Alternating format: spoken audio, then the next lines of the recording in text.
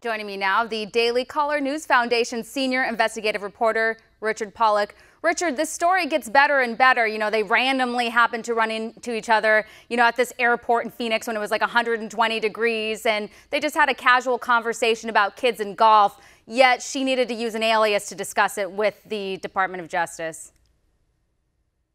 Yes, she used the alias Elizabeth Carlisle. It sounds like a gossip columnist or a masseuse or worse. It's pretty amazing that she used this alias to communicate with the most senior people in the Department of Justice about the tarmac meeting and about other things as well.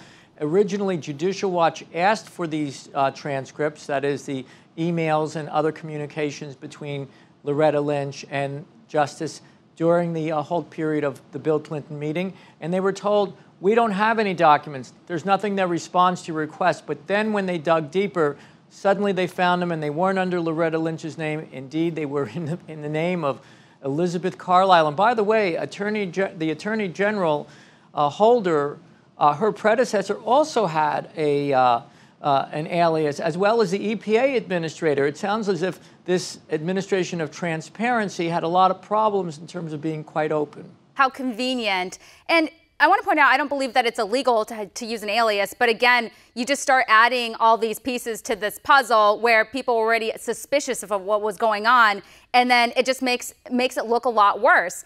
And you're talking about these emails that they were requested and they couldn't get their access to them because they didn't exist. Well, the ones with her alias are all blacked out, and this is happening under the current Department of Justice. So a lot of people are wondering what's going on there. Well, Judicial Watch and other nonprofit groups are having great difficulty getting documents, not only from Justice, but from other departments under the Trump administration. The old staffers are still there, and they're still trying to stop things coming out. And frankly, there aren't a lot of Trump people that are in office yet. So really, there's been a lot of frustration about getting to the truth of a lot of these controversies. And I want to move over to the unmasking scandal. Well, it turns out that hundreds of unmasking requests were made even before Trump, and they may have been political and nothing to do with national security. That's right. And now in Washington, there's some early discussion about the possibility of a criminal investigation being launched, a grand jury being impaneled with subpoena power to get to the bottom of 4 top Obama officials who, in my opinion, illegally unmasked American citizens who are having legal and legitimate conversations with foreign leaders and foreign principals. And we now understand that there were literally hundreds of Trump campaign officials and Trump transition officials who were unmasked by Susan Rice, the national security advisor, her deputy, Ben Rhodes, by the CIA director, and by the United Nations ambassador, Samantha Power. These 4 people have now been fingered of having asked the National Security Agency for transcripts and identifications of American citizens and political opponents who were having conversations with foreign leaders. And by the way, it is the responsibility of both the Democratic and Republican presidential campaigns to be in touch with foreign leaders during the campaign, and especially after they win and you're in the transition. There's nothing illegal or wrong about doing that. And unless there's a crime, you're not supposed to ask that they be unmasked. And of course, many of these names were also leaked, which is another federal crime. Yeah, we need to get to the bottom of this fast. And there's pretty much a media blackout when it comes to this unmasking scandal. And I want to move to another one. You wrote this piece, and it was about Hillary Clinton and how she pressured officials for help with the Clinton Foundation. So, what was going on there?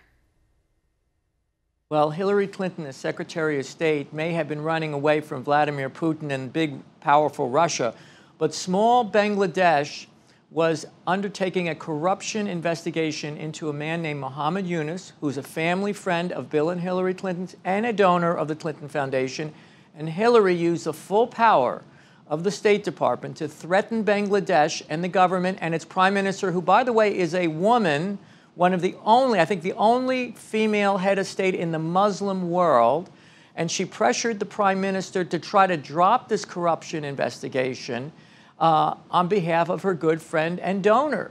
And she actually got the World Bank to pull a $1.2 billion loan that had been already previously approved from Bangladesh for a very crucial development project. And by the way, this Muhammad Yunus guy was accused of having diverted, that's the nice word, so other people would use the word embezzlement, I don't know what the word is. He diverted $100 million from a Norwegian government agency into his own personal private entities. That's what the accusation was.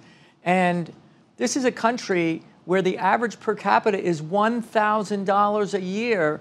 And so there was an uproar when they heard about what Muhammad Yunus had done, and there was a corruption investigation, and he was removed as the head of this bank that he was using to really funnel some of the money. And Hillary then retaliated by pulling the World Bank loan, but she also had ambassadors, other diplomats come into Bangladesh and threaten the prime minister and the foreign minister over and over and over again. It's unseemly, and thankfully, at least one body of government, the Senate Judiciary Committee, is actively investigating this. There's a reason why the donations to the Clinton Foundation are drying up, and that's because the Clintons aren't in power anymore. And this is really important information that needs to get out there, and not a lot of people are talking about it. We thank you for your work over there at the Daily Caller, Richard.